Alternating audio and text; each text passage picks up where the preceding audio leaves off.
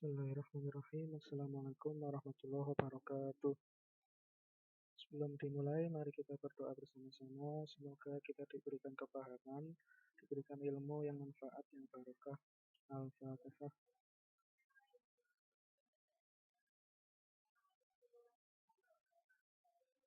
Jadi materi kuliah hari ini adalah opini publik dalam komunikasi. Langsung saja, komunikasi adalah transmisi pengertian-pengertian tertentu melalui penggunaan simbol-simbol.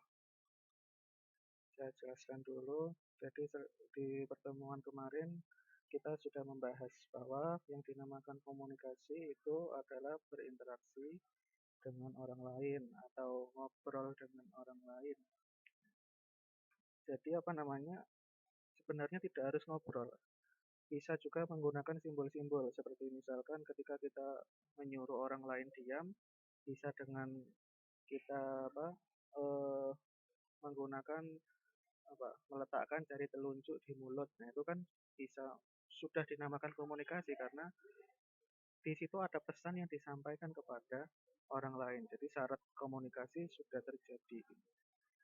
Jadi komunikasi, transmisi, nah pengertian-pengertian tertentu melalui simbol-simbol. Simbol-simbol yang macam-macam kayak tadi gerakan tangan ya, simbol, atau bahkan di era sekarang untuk memahami sesuatu pakai emoticon sudah bisa. Nah, jadi semakin lama semakin banyak simbol-simbol itu memiliki makna. Kayak misalkan di jalan raya ada lampu merah, ada lampu kuning, lampu hijau. Dan biasanya di tempat parkir ada lambang huruf P. Jadi itu semua adalah bentuk komunikasi.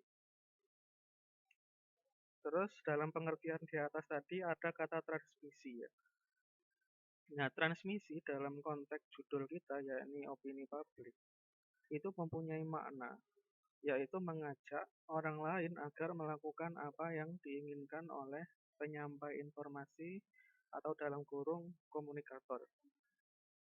Jadi kita itu berkomunikasi dengan orang lain itu biasanya macam-macam. Ada yang memang ingin ngobrol, ada kalanya kita ingin memerintah, misalkan seorang seorang bos ketika punya anak buahnya tentu memberikan arahan-arahan perintah seperti itu.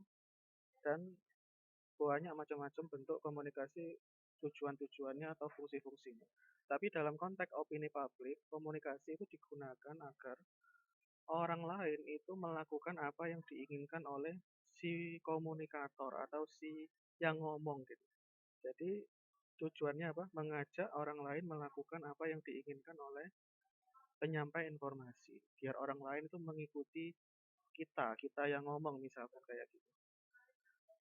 Nah, kenapa kok seperti itu? Jadi perlu diketahui ya dampak dari sebuah komunikasi itu bisa amat besar. Seseorang dapat terpengaruh akibat dari sebuah komunikasi. Seberapa besar contohnya misalkan kita lihat di dunia politik. Kita itu seringkali ketika mendekati pemilihan atau tidak perlu mendekati pemilihan ya hari-hari biasa saja itu sering di medsos atau bahkan di dunia nyata itu sering ada kayak debat kayak saling saling saling menghina kayak gitu karena beda tokoh yang didukung. Jadi karena kita memiliki tokoh tertentu yang kita sukai dan sebaliknya juga ada tokoh-tokoh yang kita benci. Jadi semua itu ternyata adalah ulah dari komunikasi. Jadi seseorang itu bisa men-setting sebuah masyarakat agar membenci tokoh tertentu juga bisa. Bisa juga men-setting untuk mendukung tokoh tertentu juga bisa. Nah, itu semua dilakukan dengan komunikasi. Digunakan pemberitaan-pemberitaan dikeluarkan, apalagi prestasi-prestasi dikeluarkan kalau ingin orang lain mendukung. Sebaliknya kalau ingin membenci ya cukup sampaikan saja kejelekan-kejelekannya, keluarkan terus aib-aibnya kepada masyarakat. Nanti lama-lama masyarakat juga benci-benci sendiri. Tinggal harus itu istiqomah terus menyampaikannya. Jadi kalau ingin membenci tokoh tertentu ya keluarkan terus kejelekan-kejelekannya, aib-aibnya, tokoh itu keluarkan terus. Dan biar mendukung, keluarkan terus prestasinya. Prestasinya keluarkan terus nanti orang-orang suka. Jadi sebuah komunikasi itu bisa mempengaruhi orang lain. Seakan-akan orang lain itu dalam genggaman kita. Kita memiliki kontrol atas orang lain. Kita tinggal menggerakkan remote-nya. Ingin membuat orang lain itu apa benci atau suka kayak gitu. Jadi sampai segitu. Terus saya lanjutkan, komunikasi yang dilakukan oleh seorang public relation, seorang PR ya, hubungan masyarakat atau humas di Indonesia biasa disebut, itu juga sama sebenarnya dengan di dunia politik. Tujuannya adalah untuk mempengaruhi orang lain agar mendukung perusahaan atau organisasi di mana tempat dia bekerja.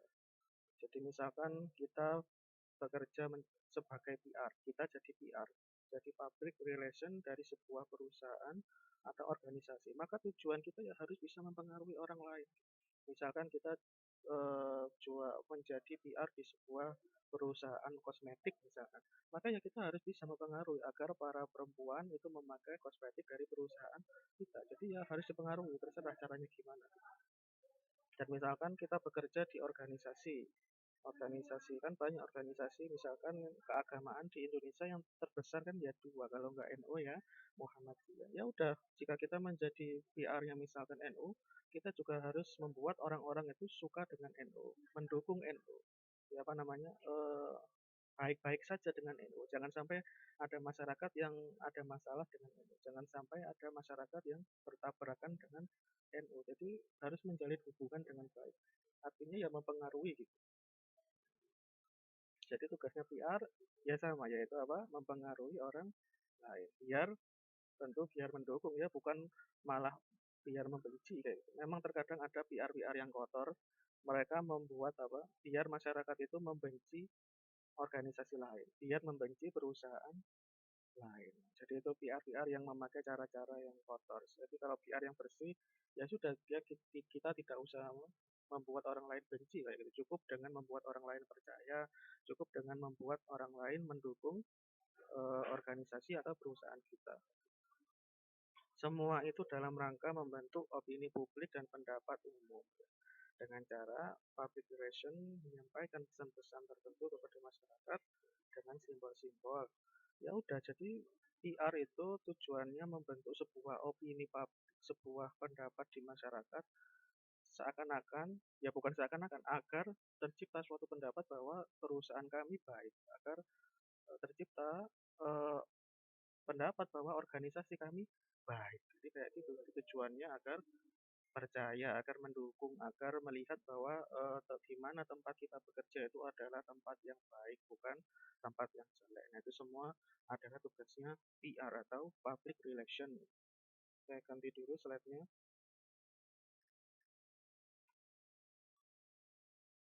Terus selanjutnya, masyarakat pada awalnya itu tidak mempunyai minat, tetapi setelah mendengar pesan-pesan dari komunikator, kemudian timbul minat. Jadi sering kita itu sebenarnya seumpama misalkan nggak punya HP itu juga nggak apa ya, mungkin nggak terlalu banyak keinginan atau tidak terlalu banyak minat. Tapi zaman sekarang itu kita itu mempunyai handphone, yang mana dari handphone itu kita hidup di era terbuka. Kita ingin apa saja keluar. Misalkan kita buka di IG ya atau di mana gitu. Misalkan kita melihat sesuatu kafe yang bagus, keren dan apa enak gitu, murah apalagi, tentu kita jadi minat kayak gitu. Jadi ingin ke sana. Padahal asalnya mungkin kita ya nggak terlalu ingin gitu, tapi setelah lihat kemudian jadi itu termasuk simbol-simbol atau pesan-pesan yang disampaikan PR melalui medsos kayak gitu, melalui konten-konten tadi. Atau misalkan kita sebenarnya nggak ada minat jalan-jalan, ya kita sebenarnya sudah puas di rumah. Tapi kemudian ada PR membuat konten sesuatu tempat yang bagus, keren gitu, eh, ya udah kita akhirnya jadi pengen, oh tempatnya bagus sekali gitu, jadi kita ke sana. Jadi kita tuh yang awalnya masyarakat gak ada minat, kemudian tiba-tiba ada minat gara-gara melihat konten nah, ya misalkan produk make up juga, sebenarnya kita juga ya biasa-biasa saja, kemudian lihat artis terus dia mengendorse mengendorse apa ya, produk-produk apa kayak misalkan yang laris sekarang ya apa MS Glow gitu, dan ada macam-macam lain. Kemudian kita ya jadi tertarik, oh, apa beneran ini enak, apa beneran ini bisa bikin putih kayak gitu. Jadi kemudian kita ya apa, asalnya nggak ada minat, tapi kemudian kita jadi berminat, gitu, jadi beli. Jadi itu semua adalah efek dari komunikasi. Kalau kita nggak melihat konten tadi, kita melihat simbol tadi, ya kita sebenarnya nggak ada minat gitu. Tapi setelah lihat malah minat. Jadi itu adalah apa? Efek komunikasi. Terus komunikator menjadi inisiator karena bisa menimbulkan inisiatif. Seorang komunikator yang baik bahkan bisa mengubah pendapat awal dari sekelompok masyarakat dan mampu memperkuat keyakinan masyarakat. Misalkan kita menjadi PR perusahaan, maka kita harus bisa membuat masyarakat itu minat kepada produk kita. Misalkan kita bekerja di sebuah perusahaan apa gitu. Eh, yang terbaru kan ada itu perusahaan kebab tapi isinya nasi padang kayak misalkan. Ya kita membuat konten yang bagus-bagus gitu. Kita undang konten kreator yang vlogger-vlogger makanan diundang, disuruh mereview produk kita. Tapi produk kita tentu juga harus produk yang bagus ya, bukan produk yang malah mengecewakan. Kalau produknya mengecewakan ya nanti percuma gak laris juga ujung-ujungnya, tapi juga harus sesuai gitu. Jadi kita buat produk yang baik, kemudian disebarkan dengan komunikasi yang baik oleh para konten kreator, suruh buat konten yang baik gimana apa makanan ini. Ya udah itu di-share mereka, setelah di-share dilihat oleh para followers mereka yang jumlahnya ribuan bahkan ya jutaan. Ya kemudian orang-orang yang melihat itu pasti pengen akhirnya mampir ke tempat restoran kita kayak gitu. Nah, jadi masyarakat itu yang awalnya mungkin biasa-biasa, nggak ada minat, tapi kemudian gara-gara lihat apa para konten kreator, kemudian jadi minat. Jadi ya sama, fungsinya adalah sama seperti yang saya sebutkan di awal, yaitu eh, membuat seseorang yang awalnya tidak mempunyai minat menjadi minat. Bahkan komunikator yang baik itu bisa mengubah pendapat awal gitu. Jadi misalkan ada seseorang yang nggak suka duren gitu, terus dia mengubah orang itu jadi suka duren, misalkan ya dia ubah duren tadi menjadi minuman yang sangat sangat menggiurkan gitu, atau jadikan apa gitu yang sangat-sangat menggiurkan gitu. Jadi bisa saja loh dia yang awalnya mungkin nggak suka durian ketika makan tadi atau minum tadi jadi suka gitu. Jadi apa namanya itu keren sekali gitu. Seseorang bahkan bisa mengubah pendapat seseorang dan bahkan mampu memperkuat keyakinan gitu. Jadi yang awalnya nggak yakin jadi yakin. Karena kalau orang sudah yakin pasti akan langganan. Nah, seperti itu. Atau misalkan seperti ini, misalkan ada seseorang itu nggak mau pakai sabun muka karena alergi gitu katanya. Katanya kalau dia pakai sabun muka nanti jerawatan seperti itu. Itu kan berarti dia sudah mempunyai pikiran anti sabun muka. Nah itu apa namanya? Sebuah PR yang baik itu dia bisa mengubah pendapat orang-orang seperti ini menjadi memakai produknya. Ya terserah buatlah konten apa gitu orang-orang yang awalnya alergi itu ternyata enggak kayak gitu. Nah ini kan kemudian orang-orang ini akhirnya mencoba. Tapi juga tadi dijelaskan bahwa produknya memang harus sesuai loh ya. Jangan produknya bohong ternyata malah ujung-ujungnya ya gagal kalau produknya bohong. Jadi ternyata memang produk ini aman. Dipakai itu nggak bikin jerawat. Ternyata nggak jerawatan, malah wajah bersinar. Maka orang tadi ya mestinya minat gitu. Yang awalnya mungkin anti, kemudian malah malah langganan seperti itu. Nah, jadi itu seorang komunikator yang baik atau dia misalkan PR ya PR yang baik seperti itu. Terus yang selanjutnya masuk ke pembahasan opini publik. Kita belajar dulu definisinya. Opini opini itu apa? Maka opini adalah pendapat atau pikiran atau bahkan pendirian individu atau kelompok mengenai suatu isu. Jadi isu itu sesuatu yang kontroversi, bisa mendukung, bisa menolak.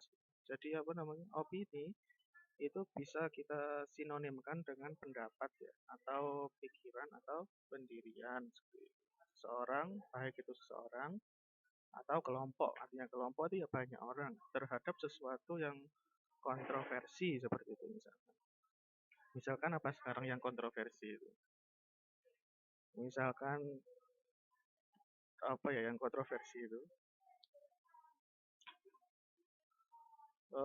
Misalkan itu seperti kemarin itu yang sedang berlangsung ada di Mandalika kan ada balapan itu. Dan kemudian di arena balapan itu mengundang sosok pawang hujan. Yang mana ya acara itu ya lancar karena ketika penyelenggara acara ingin cuaca cerah ya maka jadi cerah. Nah, ketika penyelenggara butuh sedikit air untuk membasahi tempat balapan ya kemudian sama pawangnya diberi gerimis gitu biar biar sedikit basah. Jadi sesuai request. Ini kan kemudian menjadi terkenal di luar negeri, jadi yang terkenal bukan balapannya, malah pawang hujannya yang viral itu. Nah, ini kan menjadi suatu isu ya, menjadi sesuatu yang di situ ada potensi mendukung dan menolak ya. Nah, maka itu sudah dinamakan sebagai isu. Ya, yang mendukung ya silakan. Maksudnya itu apa budaya ya, budaya Indonesia memang punya ciri khas seperti itu. Memang ada orang-orang yang melestarikan itu dari jadi memang dari keluarganya, dari kakek-kakeknya. Ya udah silahkan itu ini ciri khas budaya Indonesia, maka dia mendukung. Tapi juga ada juga yang menolak juga banyak. Jadi misalkan beberapa agama yang mungkin ketat itu kan juga apa menganggapnya syirik. Oh itu apa namanya? Minta tolong sama jin, minta tolong sama setan atau apa. Jadi apa namanya? Dianggap syirik kayak gitu. Dianggap budaya kafir kayak gitu lah. Nah, makanya nggak tahu apa. Nah, jadi di situ ada sebuah isu yaitu sesuatu yang bisa didukung atau bisa ditolak. Terus pengertian publik, publik itu adalah sekelompok orang yang memiliki kepentingan yang sama dan memiliki keterikatan terhadap sesuatu. Jadi publik itu bukan hanya sekelompok orang ya, tapi ada sekelompok orang yang sama, memiliki kepentingan yang sama dan terikat sesuatu yang sama. Misalkan Republik Indonesia, maka ya tentu yang masuk kategori itu adalah orang-orang yang punya keterikatan yang sama, yaitu orang-orang Indonesia. Maka ketika misalkan ada orang Cina atau ada orang Amerika ke Indonesia, dia tidak bisa dikatakan orang Republik Indonesia karena memang bukan orang Indonesia. Jadi sama juga seperti publik. Kan sering kita tuh dikasih apa namanya eh, ungkapan-ungkapan seperti ini di medsos itu. Biasanya isu-isu politik. Rakyat tidak percaya gitu. Kami sudah tidak percaya. Nah ini masalahnya adalah rakyat yang mana gitu atau kami yang mana seperti itu. Karena itu kata-kata yang sangat umum sekali. Kata-kata yang apa ya? Apa ya? Nggak jelas gitu. Jadi maka harus dijelaskan. Oh, maksudnya dia rakyat dengan kepentingan yang sama. Rakyat yang mungkin sama-sama kecewa, rakyat yang sama-sama apa tidak suka seperti itu. Nah, sebaliknya misalkan kami percaya kepada pemimpin kami, kami percaya gitu. Pemimpin kami sangat baik. Rakyat percaya. Nah, rakyat yang mana? Adalah rakyat yang mendukung. Kalau rakyat yang mendukung ya sudah bukan golongan itu, sudah bukan publik itu ya. Nah, jadi yang dinamakan publik tadi memiliki kepentingan yang sama, memiliki keterikatan yang sama. Terus opini publik adalah preferensi. Preferensi itu ya tadi artinya bisa didukung atau menolak gitu, bisa didukung dan bisa ditolak terhadap sesuatu yang berkaitan dengan umum dan dilakukan oleh sekelompok orang. Jadi maksudnya ketika sudah digabung opini publik, maka di situ sudah bukan lagi pendapat satu orang, tapi pendapat beberapa orang dengan kepentingan yang sama. Dan pendapatnya sama tentunya ya, bukan pendapatnya berbeda. Misalkan publik NU gitu. Kemudian di dalam NU ada satu orang yang ternyata membenci kunut misalkan, atau memang dia nggak suka sama kunut, atau nggak suka mengharamkan ziarah wali. Maka di situ bukan publik karena di situ ada penolakan di dalamnya gitu.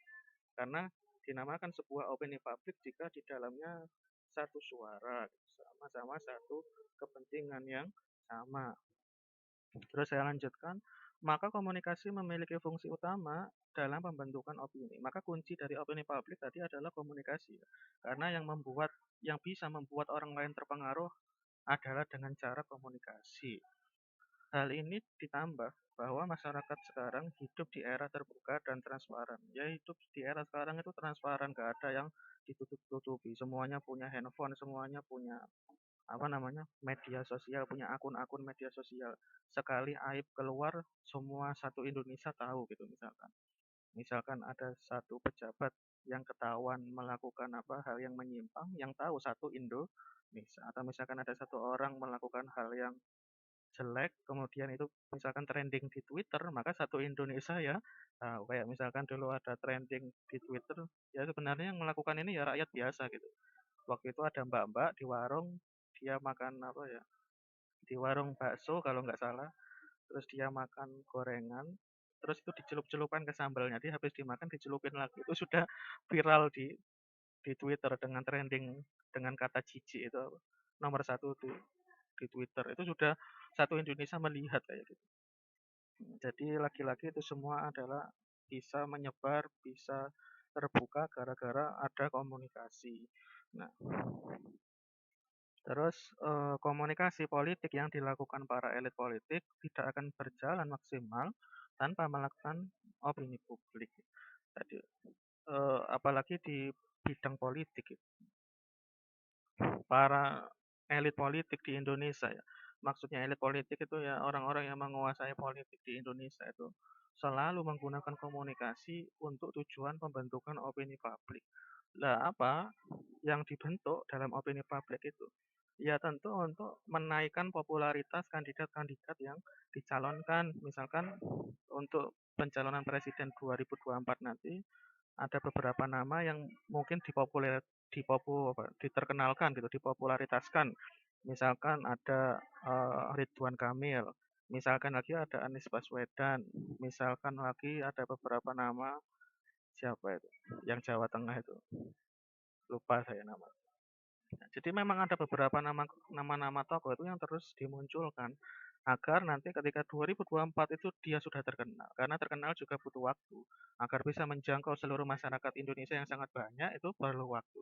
Maka sebelum memulai kontestasi beberapa tahun ke depan, tahun sekarang sudah harus disebar, sudah harus diterkenalkan. Harus terkenal dulu sekarang. Nah, itu semua dengan cara-cara pembentukan opini publik. Ya tadi, prestasinya dimunculkan, berhasil mendapatkan penghargaan ini dimunculkan, kesuksesannya dimunculkan. Ya kalau cara-caranya bersih ya seperti itu. Tapi kadang-kadang ya nggak bersih gitu. Karena selalu dalam politik itu ada saling menjatuhkan. Misalkan lawan politik tentu nggak mungkin disebarkan kebaikannya, yang sering malah kejelekannya, kegagalannya, mungkin sebelumnya pernah gagal, mungkin sebelumnya punya aib, mungkin dia nggak becus dalam memimpin, itu disebarkan terus sehingga saling mengejek. Nah, seorang pendukung ketika diejek orang yang didukung tentu nggak terima kan membela. Nah, tentu pembelaan ini nanti akan berujung pertengkaran, akan menjadi apa ya, saling kebencian gitu. Padahal ya sama-sama masyarakat Indonesia, tapi ketika sudah ditabrakkan, ketika apa orang yang didukung dijelek-jelekkan, maka nggak terima, kemudian akan membela.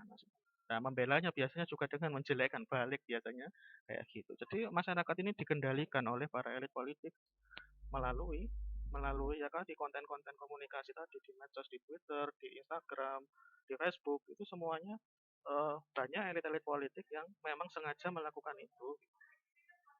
Terus komunikator yang bermaksud membangun opini publik seharusnya mengetahui kondisi khalayak yang sebenarnya serta perlu mengupayakan agar sikap khalayak yang bersangkutan dapat menguntungkan.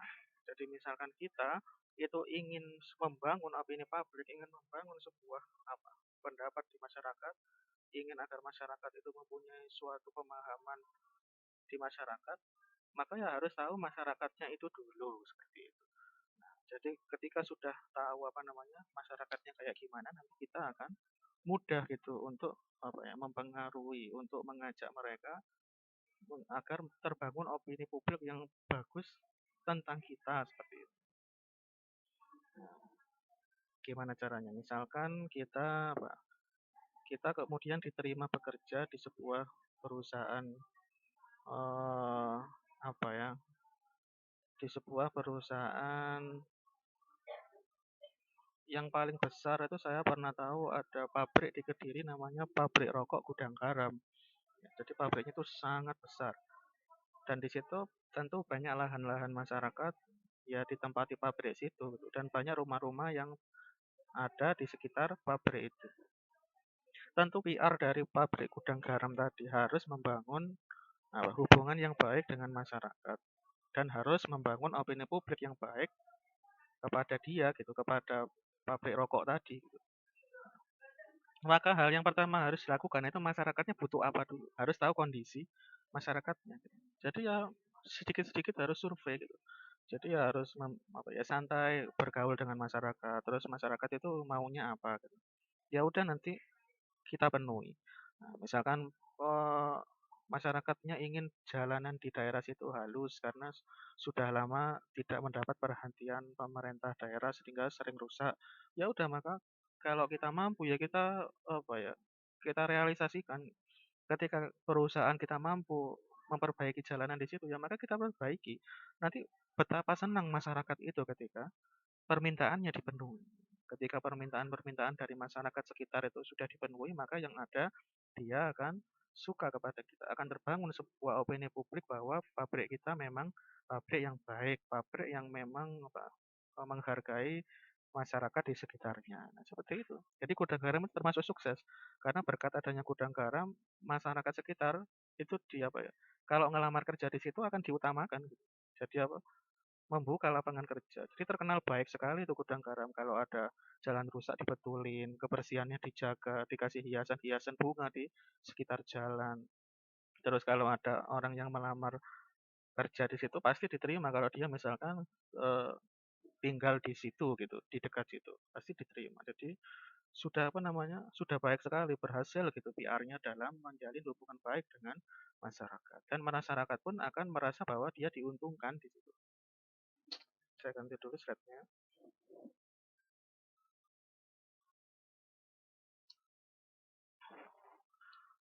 Selanjutnya, saluran atau media yang paling ampuh dalam membentuk opini publik di komunikasi, khususnya di misalkan politik, itu adalah media massa gitu, atau media televisi. Jadi apa? Yang paling cocok untuk komunikasi di bidang politik itu sekarang itu adalah televisi. Karena ya rata-rata pengguna media sosial apa yang handphone itu rata-rata sudah pintar gitu. Literasi orang-orang sekarang atau kemampuan dalam membaca media sosial, ini hoak, apa ini berita yang benar itu sudah tinggi. Masyarakat sekarang dikasih hoak itu rata-rata sudah tahu, oh ini hoak karena heboh menggemparkan gitu. Terus apa namanya? Ya terlalu heboh lah gitu, maka mesti bisa dipastikan ini hoak. Ya. Maka sudah pintar-pintar rata-rata. Nah, maka yang lebih efektif sekali ya TV. Gitu. Jadi lewat TV disiarkan terus. Yang diserang TV itu biasanya ya orang-orang yang sudah tua ya, kayak para orang tua di zaman sekarang gitu itu mungkin pakainya TV. Karena ya yang muda-muda pakainya handphone gitu. Mereka sudah tidak terlalu tertarik dengan TV. Maka orang-orang yang polos, orang-orang yang apa, yang mungkin literasinya kurang itu seringnya ya di TV, lihat TV. Jadi TV termasuk efektif. Hal ini karena opini publik itu mempunyai kekuatan dalam mengubah sistem politik, yaitu dengan upaya membangunkan sikap dan tindakan halayak mengenai sebuah masalah politik atau apapun. Jadi masyarakat sekarang itu kayak seakan-akan diajak untuk berbicara politik. Gitu. Padahal zaman dulu itu orang-orang ya udah rata-rata kalau kalau ditanya politik itu ya nggak terlalu paham gitu. Tapi berbeda dengan zaman sekarang. Orang sekarang itu tahu siapa tokoh-tokoh yang dia sukai, siapa tokoh-tokoh yang dia benci itu ada loh. Jadi para elit politik itu sudah tahu. Wah, apa? Jadi orang-orang di desa saja, di pos kampling, di warung-warung itu sudah ngomongnya politik gitu. Kayak misalkan kepemimpinan sekarang itu mengecewakan, itu ya banyak. Ada yang bilang, oh ini enggak, kepemimpinan sekarang itu sudah baik. Dulu itu kalau mau kemana-mana itu harus macet-macetan. Sekarang sudah ada jalan tol, apa namanya, enak kemana-mana ya. Ada yang puas, ada yang tidak puas ya banyak. Jadi sekarang itu semakin terbuka informasi, semakin banyak orang yang mungkin sebenarnya tidak usah berbicara itu, tapi malah berbicara itu. Dan semua itu sudah disetting sama elit politik. Jadi orang yang nggak ngapa-ngapain, yang mungkin sikapnya biasa saja malah dibangunkan. Sikapnya terhadap politik itu sebetulnya biasa saja, tapi malah dibangunkan. Nah, ini kan apa namanya politik sekali gitu.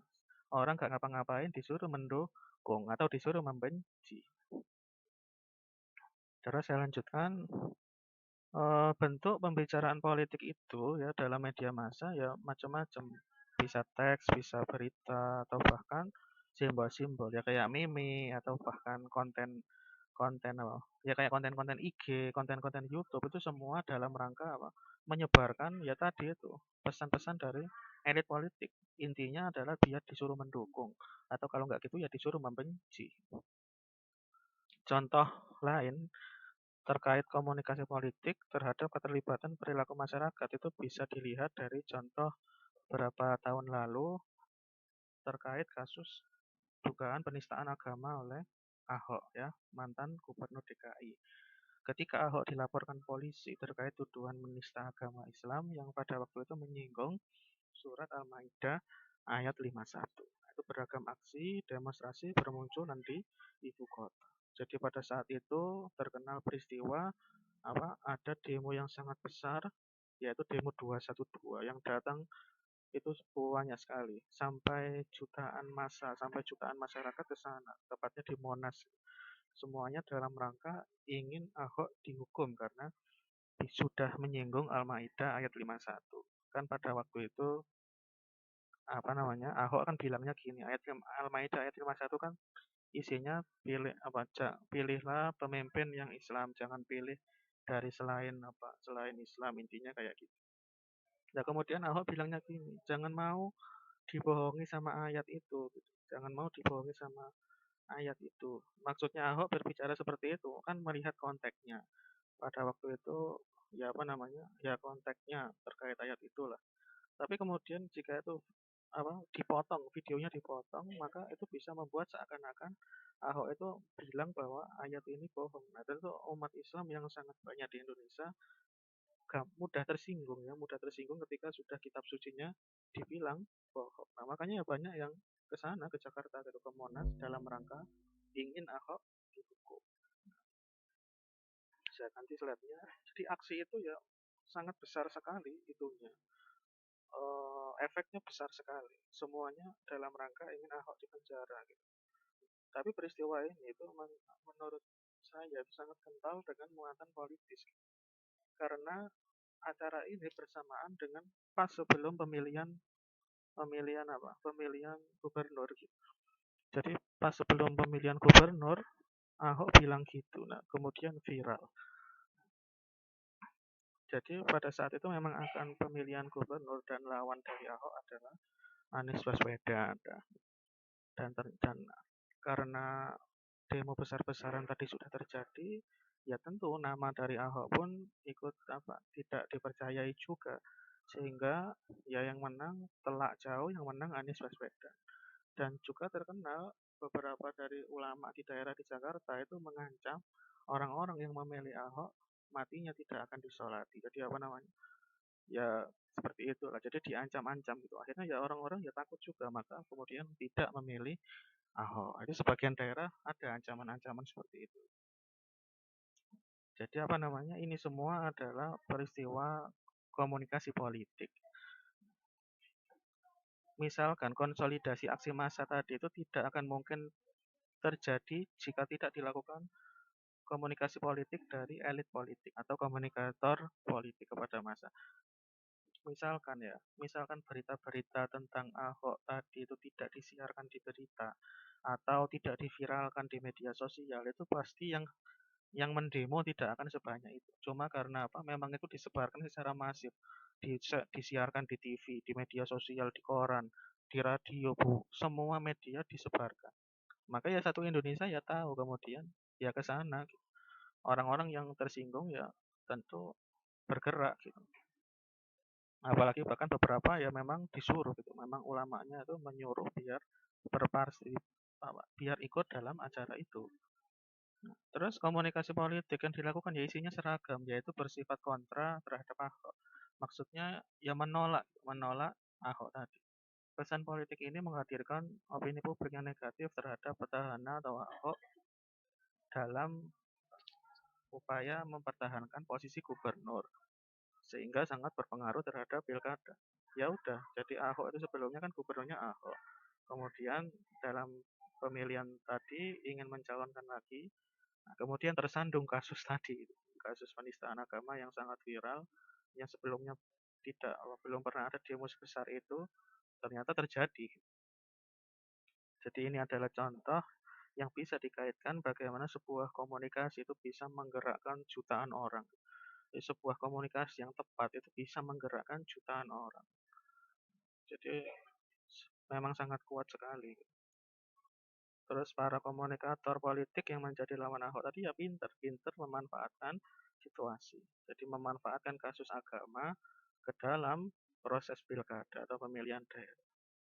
Jadi kalau sudah berkaitan dengan agama itu biasanya rame. Ya karena Islam itu agama terbesar. Sekali ada hal-hal yang berkaitan menista-menista gitu banyak sekali.